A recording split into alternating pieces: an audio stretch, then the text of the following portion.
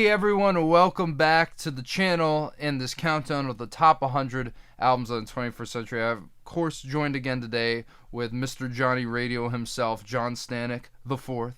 How are you doing, my friend? And more importantly, how was Jamaica? It was great, man. Lots of fun was had. Food was great. The music, of course, was great. Yeah, man, I'm still there in my mind, but Yes. ready to get back to work here and talk about some of these albums. I can't even remember what we're talking about, so this is gonna be fun refresher to get back to it. Yes. And yeah, can't wait, man.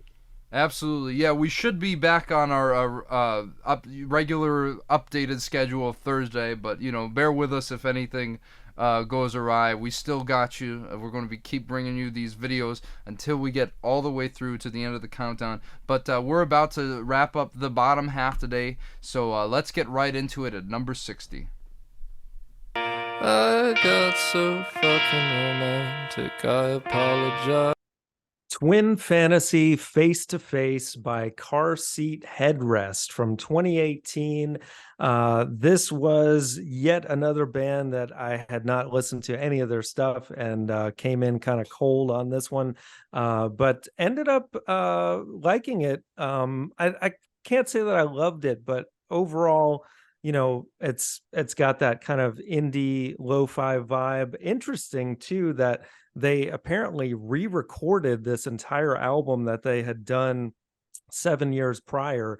I guess they really felt strongly about the material and maybe it, hadn't taken off the first time, but I hadn't listened to the first version, but there's some great moments on here. Even the 13-minute long Beach Life and Death, it has a little bit of kind of a beachy vibe, if you will.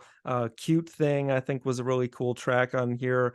Again, I'm still in Jamaica, so I can't remember looking at these titles which ones I loved the most, but yeah, there were definitely some strong moments, and I like how the songwriting, the way the songs are structured, I should say, by Will Toledo. Sometimes they'll like kind of explode into some very like powerful guitar work. Other times it's very soft and intimate, but for an indie album, I didn't dislike it. I wouldn't have it on my list, and I don't think it should be this high, but a lot of people love it, so what are you gonna do? Well, hey, I mean, this is another album that also made the Nathaniel Ahart and Company's top 100 albums, and it's one of the two albums on the list I still haven't listened to, and I feel bad because I've been meaning to, but I'm going to bring up an interesting point because I did listen to Twin Fantasy Mirror to Mirror, which was the original recording of this album, so I think this is going to be an interesting discussion and see if you kind of agree with me on stuff, because I do think I loved the opening track, My Boy Twin Fantasy. Was really quite great, and I think Bodies was something that I probably would love if the production was a bit better, and I also think Famous Prophets is really really phenomenal, especially I think we were saying with the build on the guitar at the end, just absolutely Right. blows me away.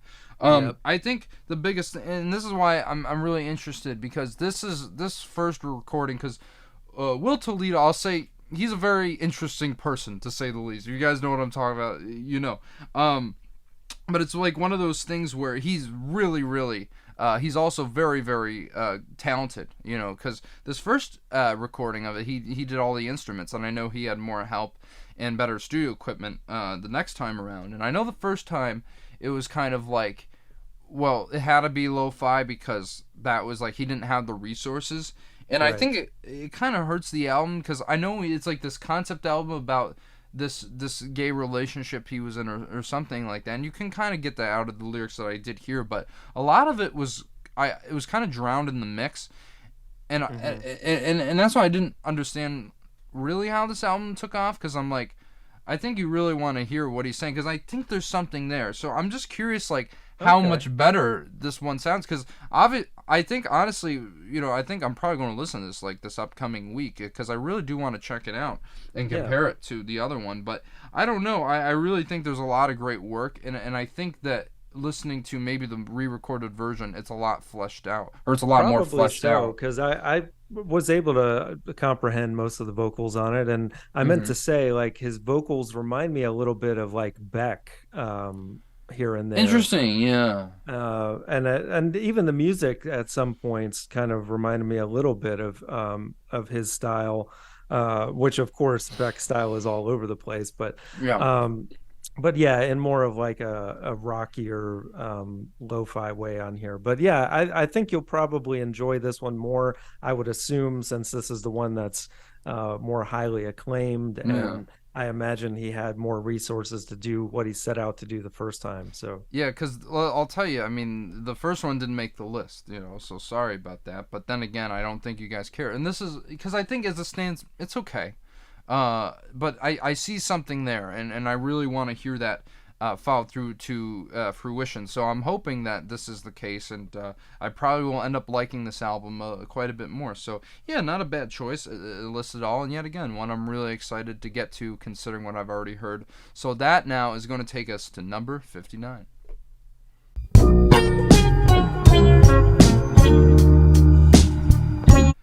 Awaken My Love by none other than Childish Gambino from 2016. Oh my goodness, this album is awesome. And an album I think deserves to be even higher on this list. I think that this really is an underrated classic. And I feel like most people have listened to it would agree once they actually get into it that this is an amazing record and really such a change of pace for Childish Gambino, aka Donald Glover, who, by the way, is maybe the most talented person in the entire entertainment industry.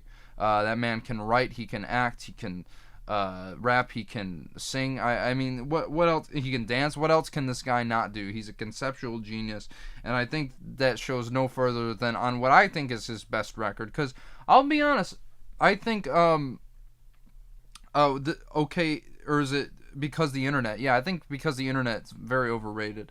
I'm not a huge fan of that album, but this one, when I heard this, I was like, oh yeah, because obviously this is a very much a throwback album to that 70s soul music, but brought up to modern day with some of the most interesting ideas that you could throw on this record, some of the most forward-thinking songs of its time. I mean, especially just from the beginning with Me and Your Mama is really, really great.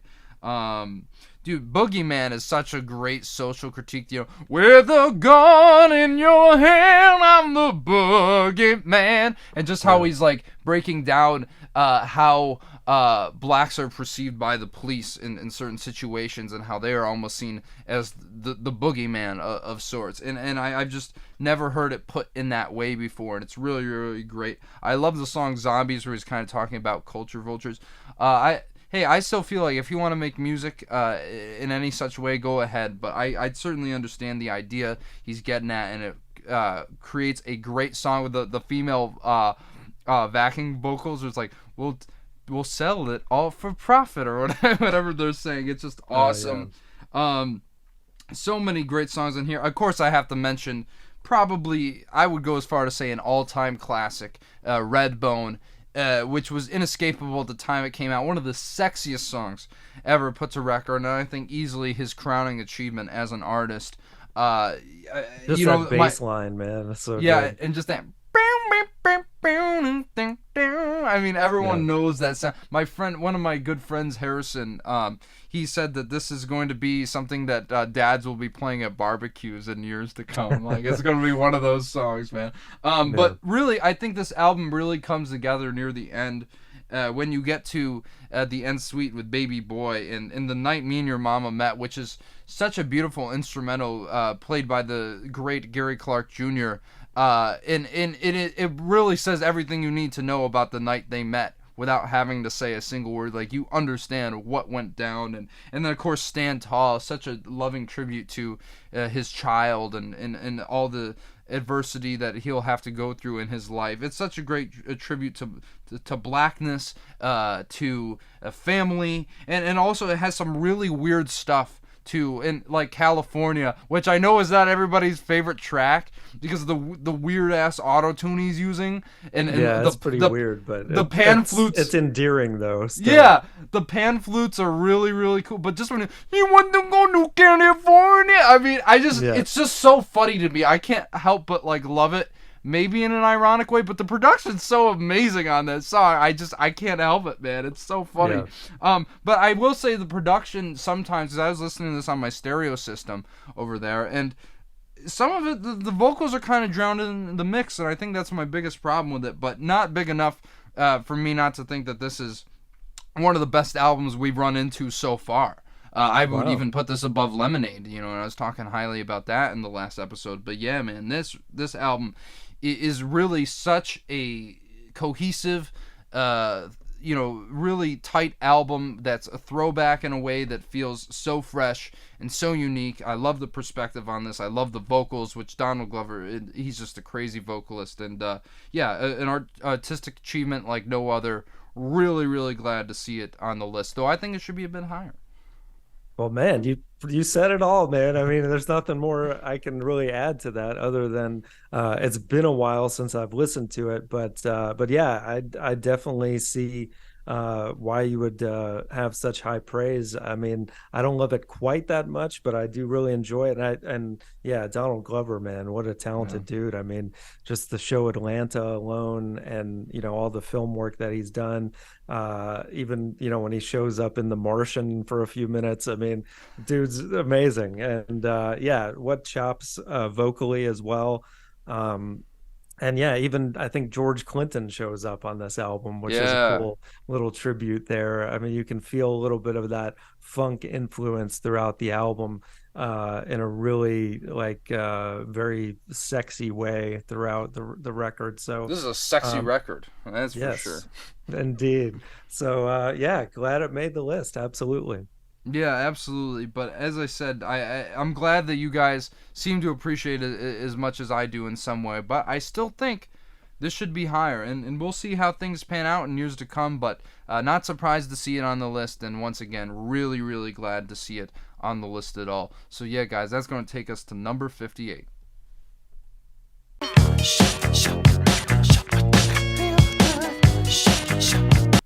Demon Days by Gorillaz from 2005, the second appearance of this virtual band on the list, and what a lot of people think to be their best record. I don't personally think so. I think Plastic Beach should have been higher, but my goodness, I mean, this really was, I think, when they came into form as we know them today, and I mean, just songs like, we gotta mention, I think maybe the best, I think unquestionably the best Gorillaz song of all time, "Feel Good Inc." on here is such a classic, with probably one of the most iconic songs from the past this century, honestly, and just the stuff from De La Soul feature, especially Trugoy's hook, the "Watch Me Gravitate," ha ha ha ha ha, and then the windmill of the land. I mean, it's so iconic, and also rest in peace, Trugoy. I mean.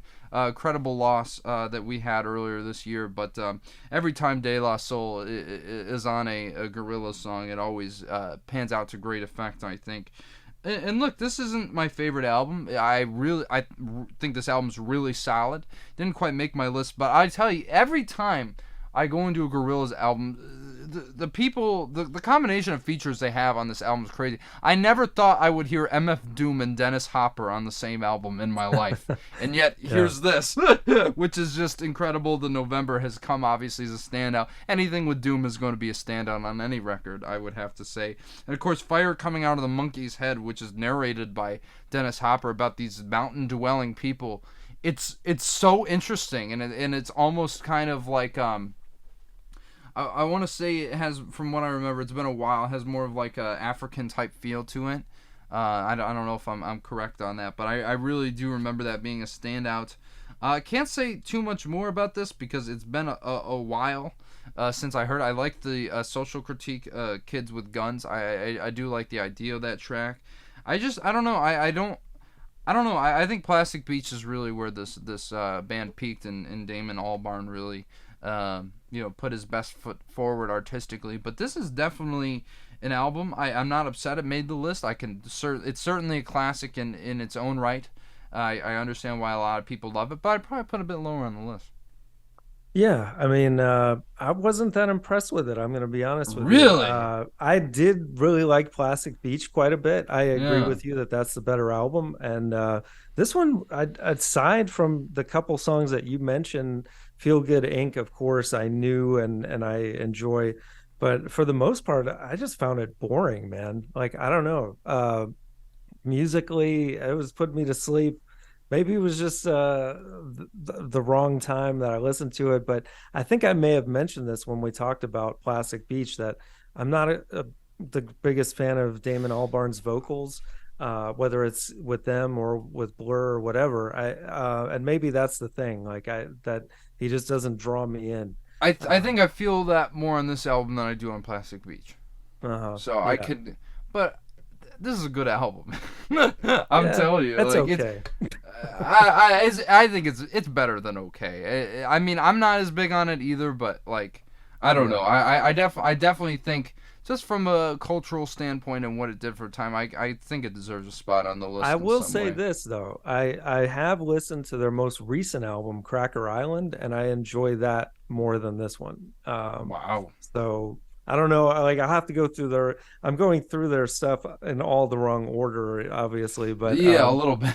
I don't know how I would rank their full discography or whatever. But yeah, so far, like this is my least favorite Gorillaz album. So Damn, man, this is I don't know probably what my to say. second favorite. I honestly think this is unquestionably one of their best. So I think definitely one of their most iconic. But Plastic Beach is better. So you know, Okay, let's meet halfway. I guess I don't know. But sure. anyway, good choice, guys, and that's going to take us now to number 57.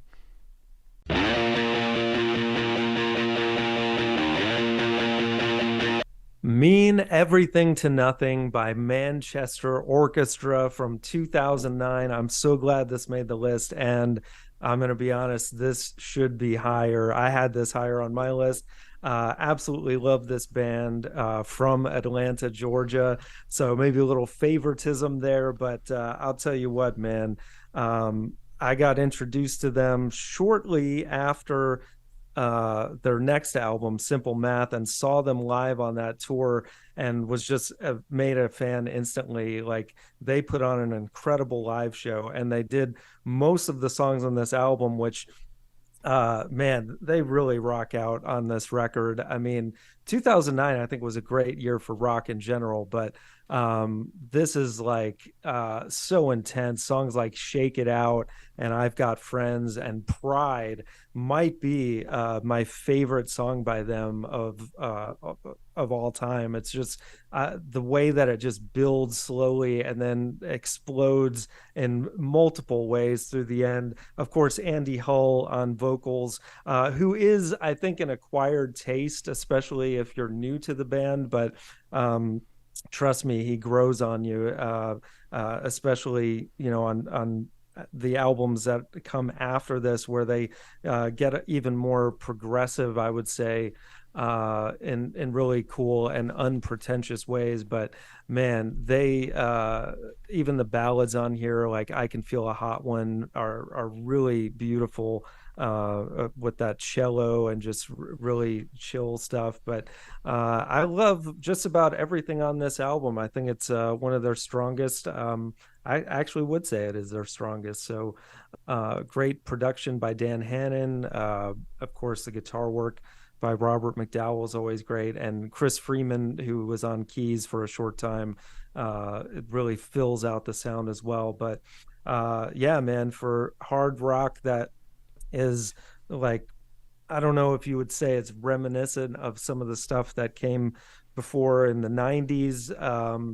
But it's definitely just got such a full and if you're in the mood for good rock, this is a good place to go. So I'm glad it's here.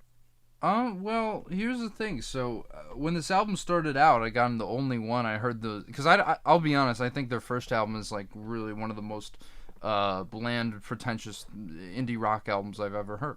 Sure, I Um, can I so can understand Yeah. that. So when I got into this one, I heard the only one. I was like, "Oh, this is awesome!" With the synthesizers in the background, and I just Yeah. love the sonics of it, the lyrics. I love. He was like talking about like I'm the only pastor's son who does these types of things. I love Oh yeah. the Yeah. songwriting on that was very clever.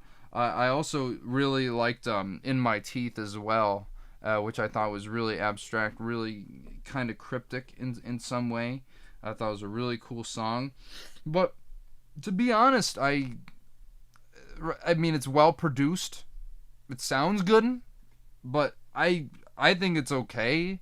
I think a lot of this album just sounds kind of meh to me, and I think part of it is Andy Hull's voice, cause you're right, it's an acquired taste. When he starts screaming, I'm like, it just, yeah, I'm not really into it, and I think just really, I know you mentioned some of the balance, I just don't get it, cause I think some of these songs, it's just the chord progression so generic and so bland and uninteresting. I think, and so by the end of the album, I'm like, yeah, I enjoyed this enough, but like, I certainly don't think that I don't think it should have made the list personally, and I certainly wouldn't put it above some of these albums from a cultural standpoint either, like Voodoo or Mama's Gun or Beyonce's Lemonade or anything like that, but hey, man, I'm glad you enjoy it, but I wouldn't put it on the list.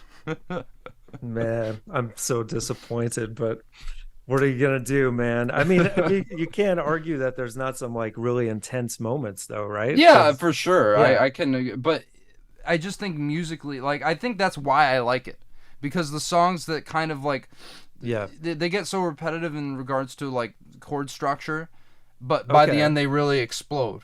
And so I'm like, okay, I enjoy this to an yeah, extent, you know what I mean? But I don't know. I'm not really I don't think this really stands out cuz this is another thing too. I think those tracks are like they stand out so much that I wish they had used more varying instrumentation because I feel like by the end it kind of gets kind of repetitive in regards to tone and style, and I feel like also a bit derivative of some people have come before, and maybe not entirely yeah. sure what it wants to be.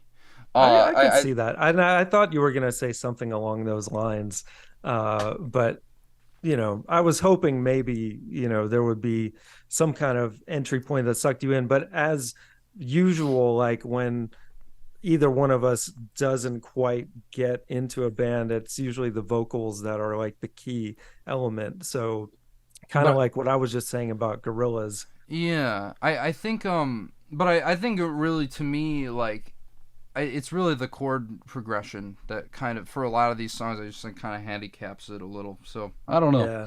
Well, as you know, blues is like uh one of my technically is my favorite genre, and even though a lot of it is very similar and repetitive, I think when it's done well, it's just a beautiful thing. So the same can be said for a lot of rock and alt Mm. rock kind of stuff like this. So Sure. I mean, well, hey, the Allman Brothers is they're one of my favorite bands of all time, so I can kind of get behind what you're saying, but with this one, not as much.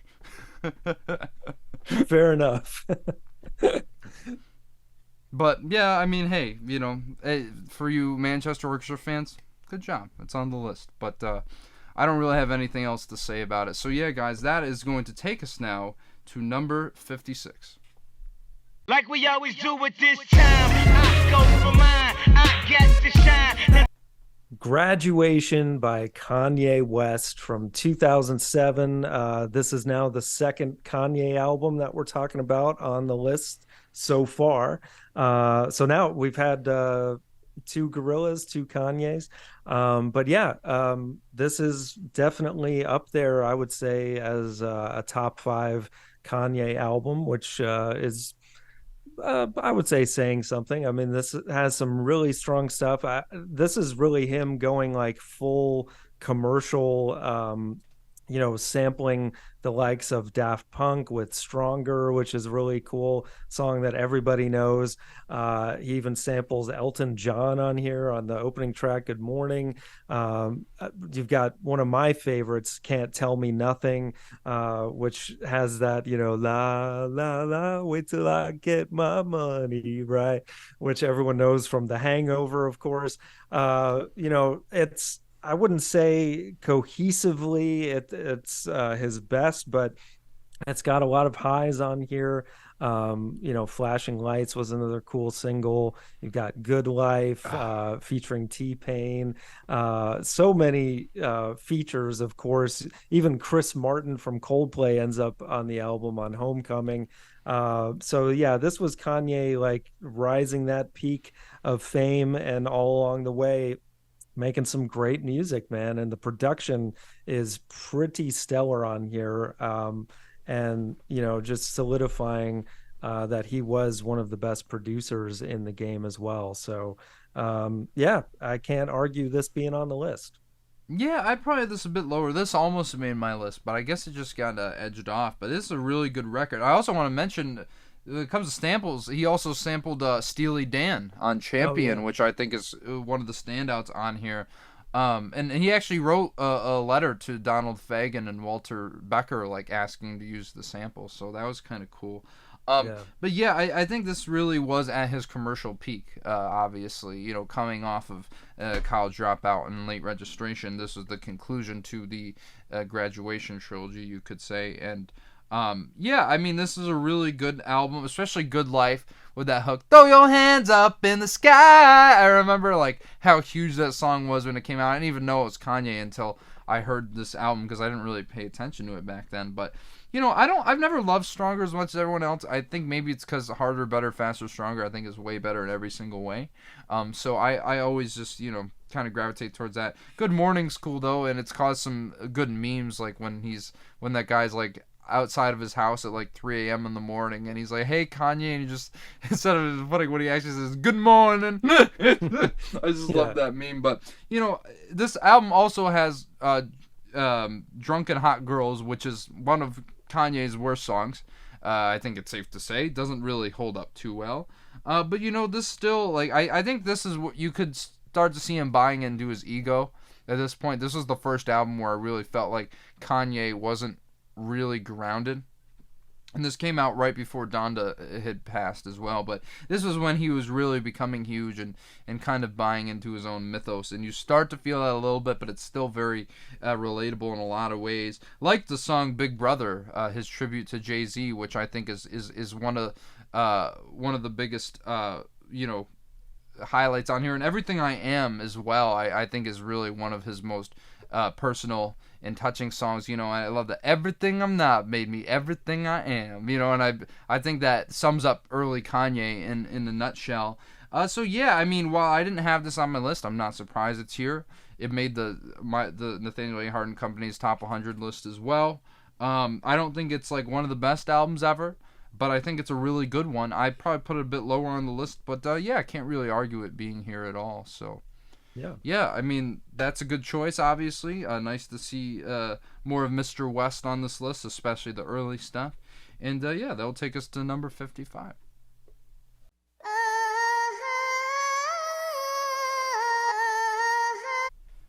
Beyonce from 2013, her self-titled album, which yet again, the second appearance of Beyonce, second appearance of Kanye, second appearance of Gorillaz, getting a lot of seconds in this episode, and maybe this yet again, same thing I feel about Awaken My Love, one of the best albums on this series so far. As I said in the last episode, I like Lemonade slightly more.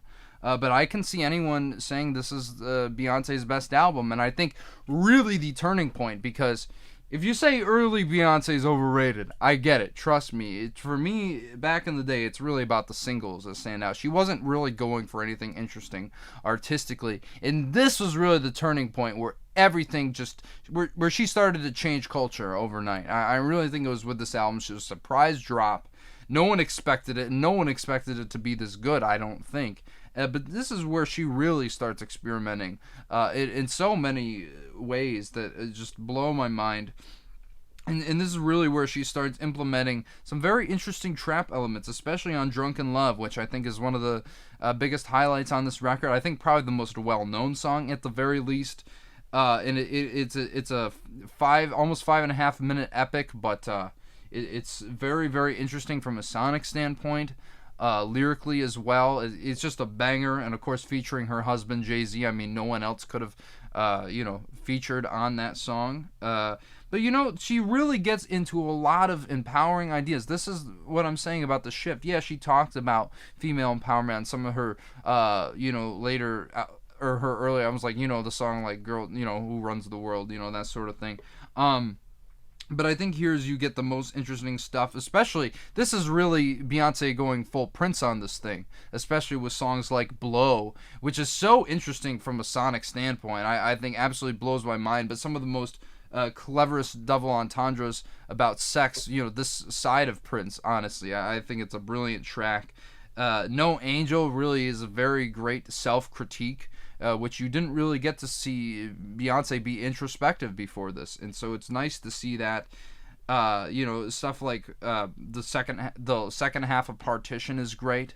Even the raunchier stuff. This really was such a significant album because this was the first time that a woman fully embraced her sexuality and was not criticized for it at all. Because Madonna would get shit all the time in the '90s for doing the same exact thing, but Beyonce somehow turned it into a very accepting and almost like, like very.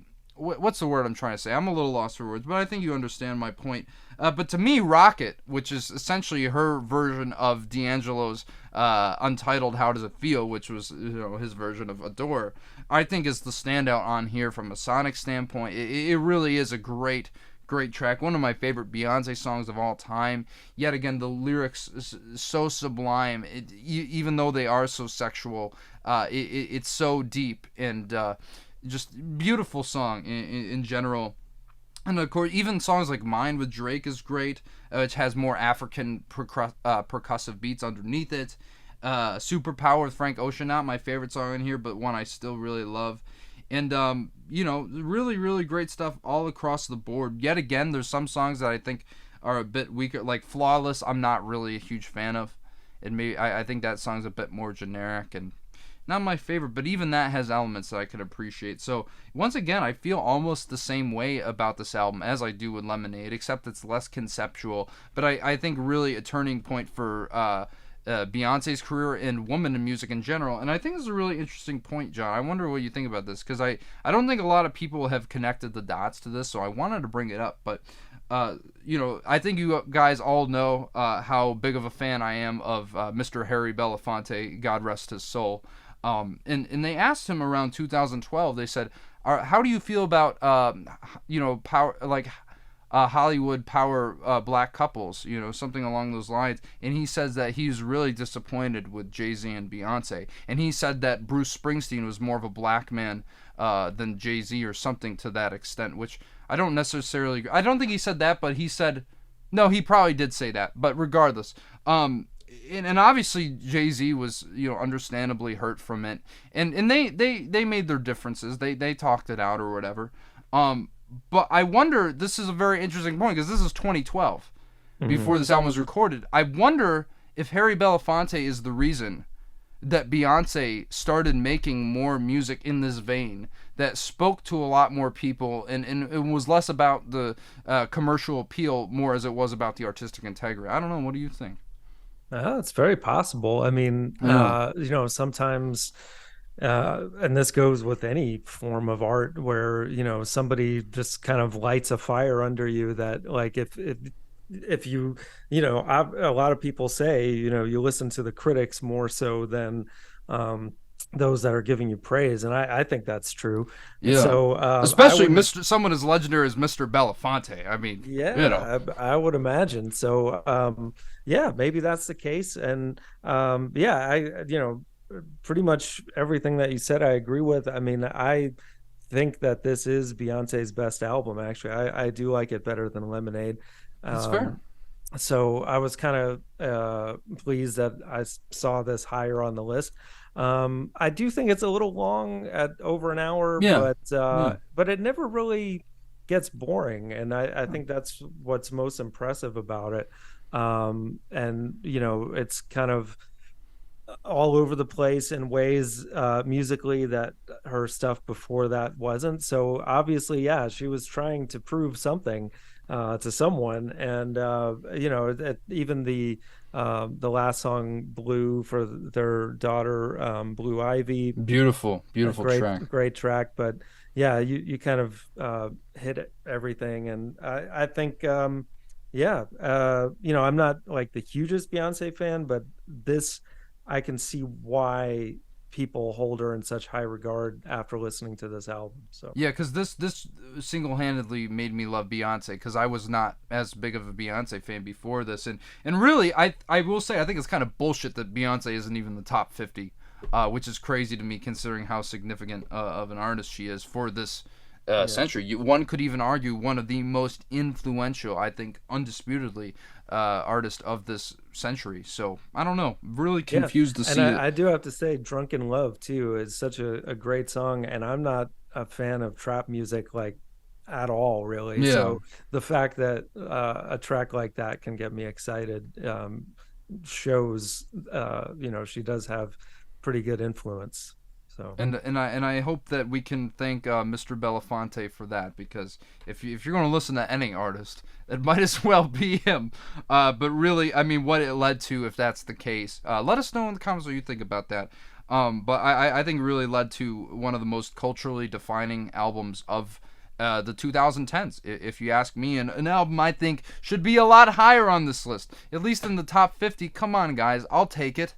But, you know, whatever. I am glad to see it on the list nonetheless. And so, obviously, amazing choice. And that is going to take us to number 54. Welcome, ladies and gentlemen, to the eighth wonder of the world. The Blueprint by, speak of the devil, Jay-Z from Good segue. 2001. Yeah, man. Hey, definitely wasn't surprised to see this on the list. I mean, this is considered by many to be his best album. I don't know. It's definitely up there. I mean, there's a lot of great stuff on here. Of course, Izzo, HOVA in parentheses. Gotta love that one. I would have loved if that was the intro track, especially with how, you know, he comes on and introduces and says, "You could have been anywhere in the world, but you're here with me. I appreciate that." Um, just a great song, and you know, of course, Kanye's sample of the Jackson 5. I actually just talked about this this past week on my top 5 Jay-Z songs, which you should check out. But yeah, there's a couple songs on this album that made my list. The other being "Heart of the City," "Ain't No Love," which I love the MTV Unplugged version of that. The live version is so great and intense with Jaguar Wright on there. "Takeover" is another great track, which was I believe kind of a beef track against Nas Yeah. at the time, but great sample of 5 to 1 by The Doors. There's just you know, anything that Kanye had his hands on in this era. And Just Blaze as well, I have to mention. Girls, Girls, Girls is a fun track too. I mean, it's a little bloated in places, but I mean, the highs definitely exceed the lows on here. And you know, Jay-Z, say what you will, I think he's definitely one of the best MCs in the game of all time. So yeah, good to see him here on the list. Yeah, I agree with you. I think at least Jay-Z is one of the greatest rappers of all time, especially from a lyrical standpoint. You know, he's just one of the best MCs. I do find this album's very influential, but I do find it a bit overrated, I guess. And maybe this is a personal thing, because I'm not as a fan of the more braggadocious stuff. And I don't love all the samples on here, but dude, Takeover, man, whoa. Just hearing Jim Morrison scream, "Come on!" You know, and just... some of the maybe the one of the greatest diss tracks of all time. I think against Nas, especially that line, you went from nasty Nas to Esco's trash. I was like, whoa, he really just dives in on this thing. I think unjustifiably so, because if you know the whole reason that beef kind of started, it was because he was hanging around R. Kelly, and Nas noticed the abuse that R. Kelly was perpetuating on young women, and Jay-Z kind of, didn't say anything about it. So, but it did still, I have to give it to Jay-Z, man. He created a great diss track surrounding it. But yeah, I mean, so many great songs on here. Obviously, Izzo, obviously, H to the Izzo, you gotta love it.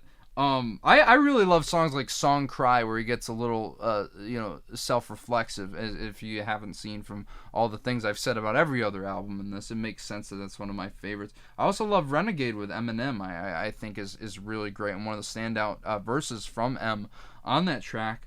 I think it goes on a little too long. We don't need Girls, Girls, Girls Part 2 or anything like that. Yeah. But it's a really solid hip-hop record that sold gangbusters when it came out on 9/11, mind you, which is crazy because it still did so well despite the circumstances. There are a couple albums that came out around that time we might talk about later, but I mean, this really is, I can't deny it as an influential album and a classic. It wasn't on my list, but putting my own personal feelings aside, I think it's certainly a significant album for its time. It's funny to see Jay-Z above his boo on this one.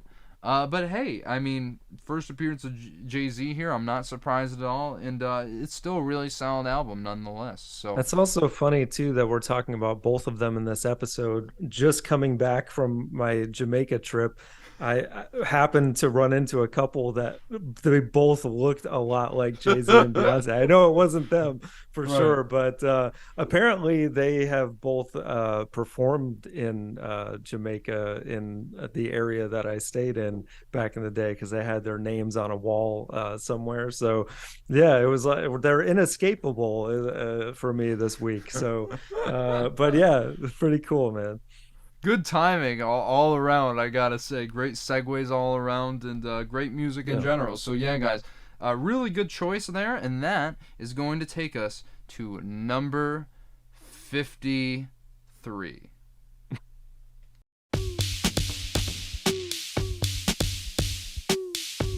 Sound of Silver by LCD Sound System from 2007, their second album, and one that I had not heard before the countdown. And I was pleasantly surprised. I really dug this thing. I hadn't really heard much by them prior to this. I'd seen them perform on Saturday Night Live, and I was like, who are these guys? They're very weird, and I'm not sure I like them. But this album I liked quite a bit. It has a real like Talking Heads influence. You can feel it right off the bat on tracks like Get Innocuous and North American Scum, which I think might be my favorite on the album. It's just so fun and hypnotic and danceable. The drum, like throughout the percussion on this album, I think that's what reminded me most of Talking Heads. And of course, these guys are from New York as well. James Murphy leading the gang, and he may just be, as weird a dude as David Byrne in general. I don't know. He much even about mentioned him. CBGB. So yeah, there you go. So, but yeah, I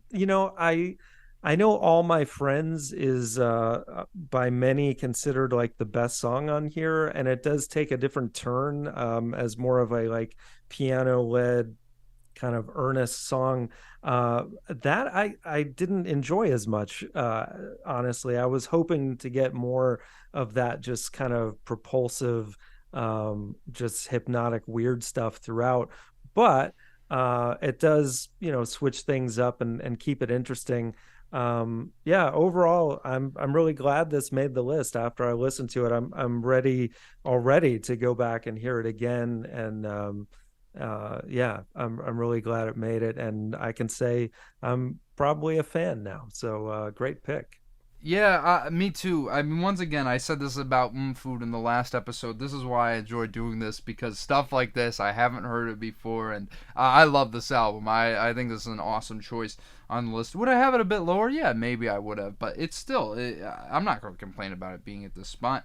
But yeah, I mean, as you said, really you feel the Talking Heads influence almost immediately, but I think it's a good cross between Talking Heads and Daft Punk. I think especially and it really is so driving. It's so propulsive, like you said, and the drumming from Patrick Mahoney really, seals the deal right from the beginning with Get Innocuous. The first time I heard this, my mind was blown with all the synthesizers and all the layers that come in on the song. It's 7 minutes long, but you hardly ever feel it. It's just absolutely it's groovy, it's hooky, it's immediate. Everything about it it's very danceable, like you as said. I would call it, teeth out music, where you bite your lip and go, yeah. Here we go. I was waiting for you to say it one time in this countdown. No, but like I agree with you all the way, man.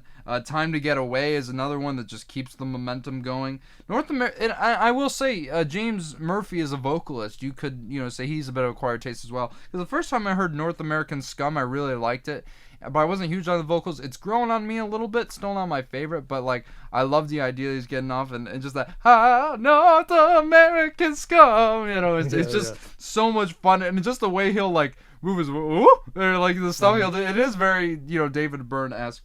Like you said, my favorite song personally is "Someone Great," where he's talking about the death of his therapist, who was really integral to him at that point in his life, and really beautiful track. Once again, just the way these songs build are just incredible. I will say I do love All My Friends though. Is it in the top 100 songs of all time, like Rolling Stone says? Don't know if I go that far, but lyrically I think it's the most brilliant on this album, like beat for beat, just breaking down the meaning and how he's talking about kind of like not being able to settle down at his age and kind of how that's affected his mentality compared to everyone else. It really is a very self-reflexive song. Like I said, I love that stuff, and I think it's definitely an anthem for the ages, quite literally. And my biggest thing with this album, though, I think, especially in the second half, it gets a little too repetitive.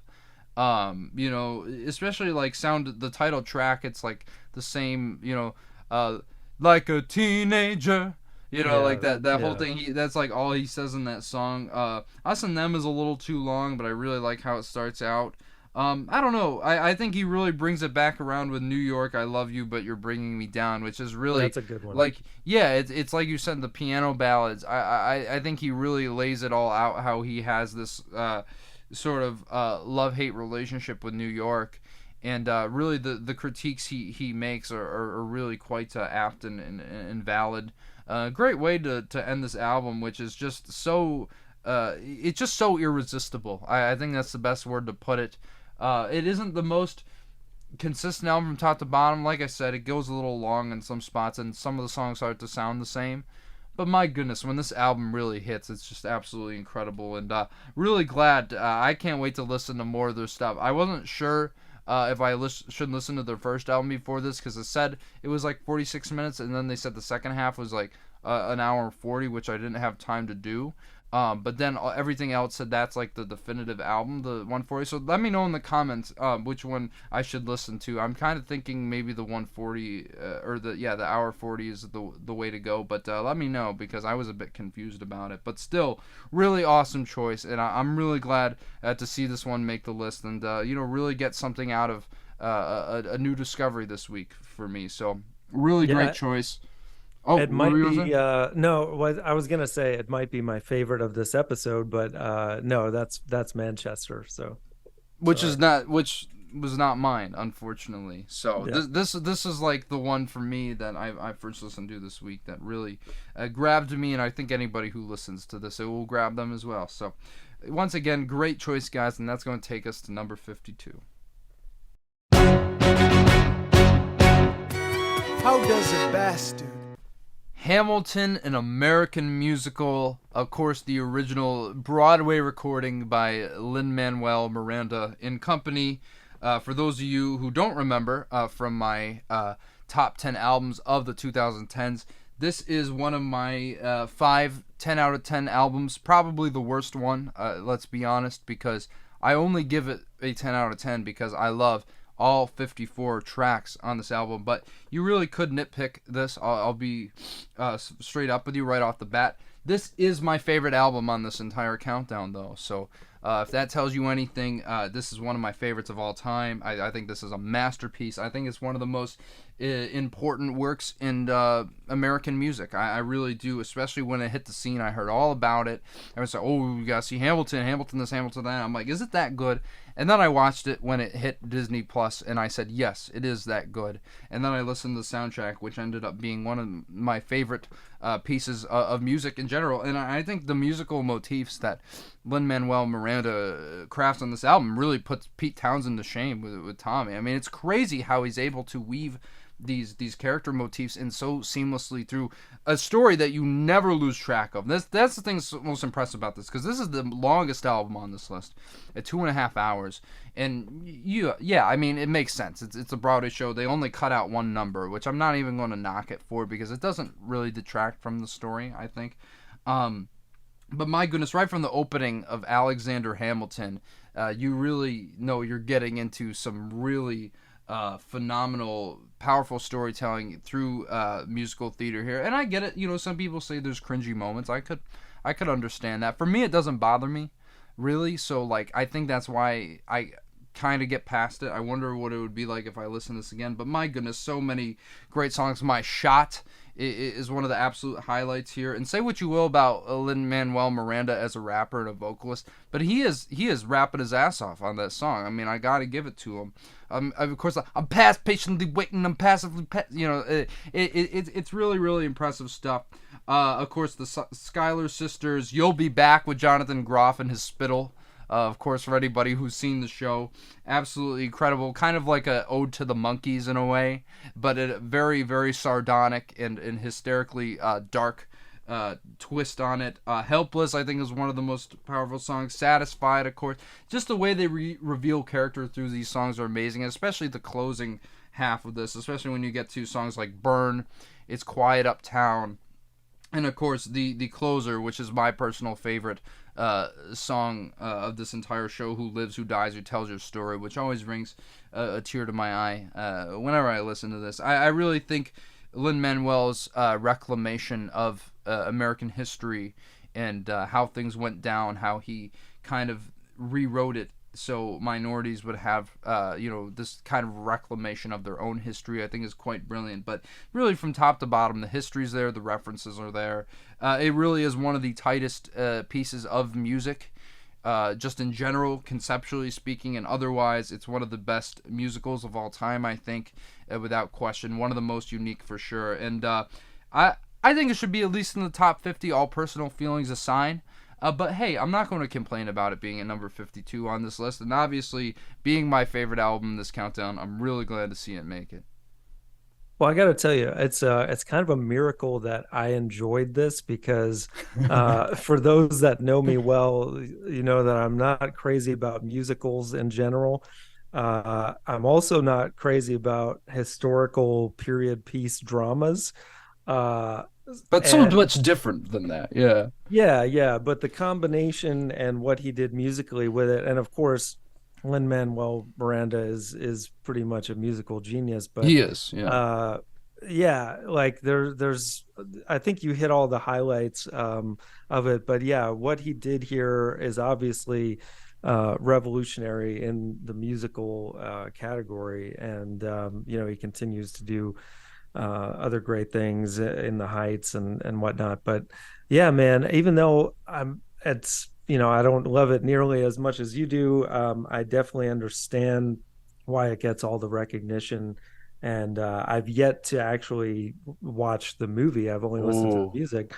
But you should, man. Okay, yeah. Well, it's good. but yeah, definitely impressive for what it is. And so yeah, I think it's at a pretty good spot. Yeah, and as you said, I think that goes to show that the fact that you enjoyed it really goes to show that whether you're into it or not, you have to respect the musical genius coming from Lin-Manuel. I mean, it's really technically very hard to craft something like this, and I think the fact that it never loses any of the story threads when you're listening to the album, because I've listened to other musical theater albums where it's like there's gaps between the songs where you're like, wait, what the hell happened? This, you don't get that. You get the whole story laid out essentially, except maybe one omission, but it doesn't really affect the narrative. I can't praise I don't know that I Lin- would say it's better than Tommy by The Who, but okay. just from a structural standpoint. Yeah, I see what you mean. You gotta give it credit, because let's be honest, Tommy is not the most easily followable It has its flaws, album. yeah. Yeah, and I don't think that's here. You know what I mean? Like, I think this is a story from start to finish that you can follow all the way through to the end. So, you can say Tommy's better, that's fine, but strictly from a conceptual and musical standpoint, I don't think it gets much better than this. So, obviously, amazing choice. Wish it was a little bit higher, but always great to see this make a countdown like this, and really glad to see it on here. So that, guys, will take us to number 51.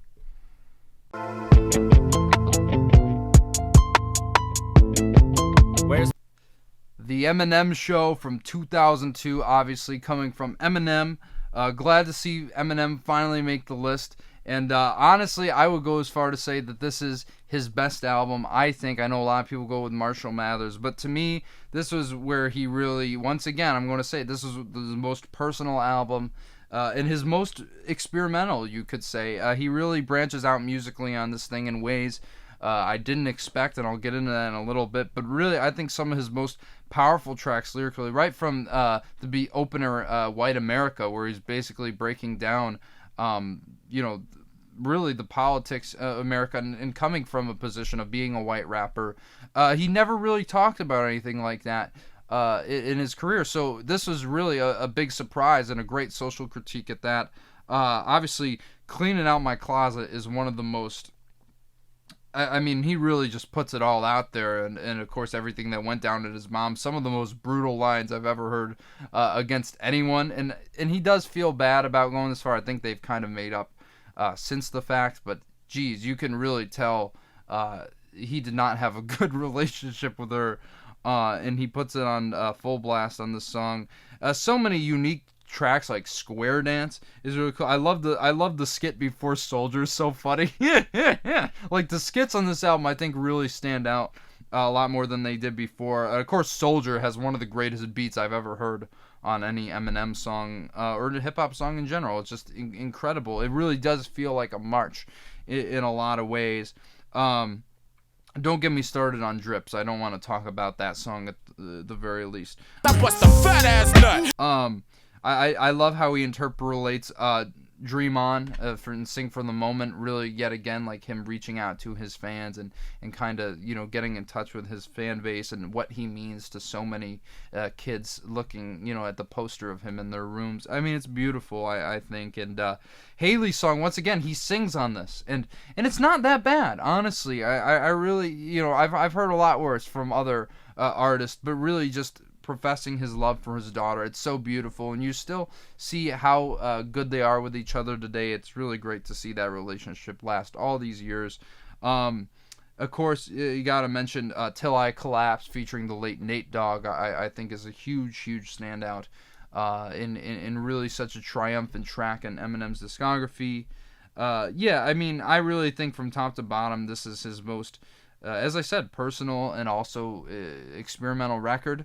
I appreciate it for the risks he takes. I appreciate it for the honesty, as opposed to, the only song he really brings out the Slim Shady character is Without Me, which it might be my favorite song on this entire thing. And now this looks like a job for me, so everybody just follow me, because we need a little controversy, because it feels so empty without me. I mean, it's just an iconic Eminem classic, and I really think it's underrated in a lot of ways. You're not going to agree with me, and I want to know why.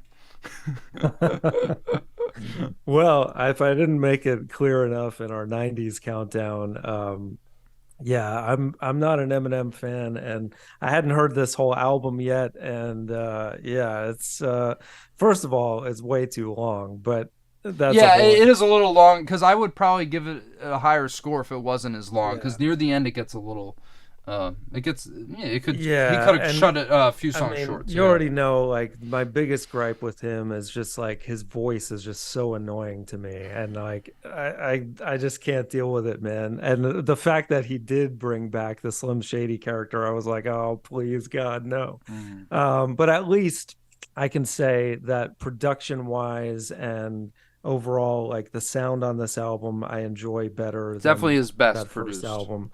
Yeah, it gets a little more interesting musically, but it's the same nasally voice that I can't stand, and he's still just as mean-spirited as ever on a lot of his stuff. So I don't really I like I said before though, like I get it. Like I know he's very talented as a rapper. I actually did enjoy Say What You Say, which featured Dr. Dre. Yeah, that's a fun one. Maybe because I had a little break of his voice and had Dre on there. But no, I like so I was surprised I at least enjoyed one song, but Only the rest, man, one? I was ready to skip like Jeez, almost man. everything else.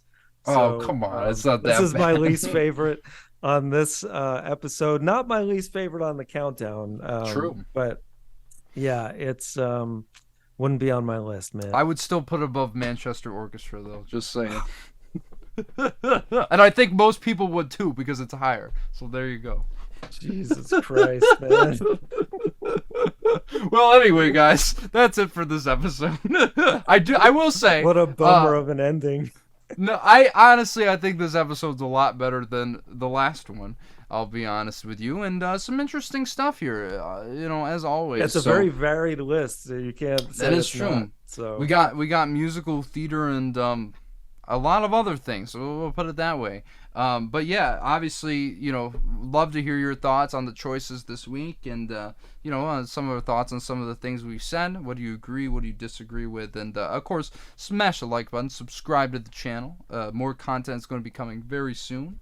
I assure you, I'm going to try to get some more special videos coming out. I'm not going to say what it is, because when are they coming out? I don't know. But you'll see when they do. And of course, you got to subscribe to Johnny Radio here. Awesome channel, as you know. And I'm assuming you're subscribed to him at this point. But hey, get on the train now if you aren't already. And hey, thanks again for joining me, as always, man. we'll see you in the top 50. Absolutely. Can't wait for it. And take it easy till then, guys. Peace.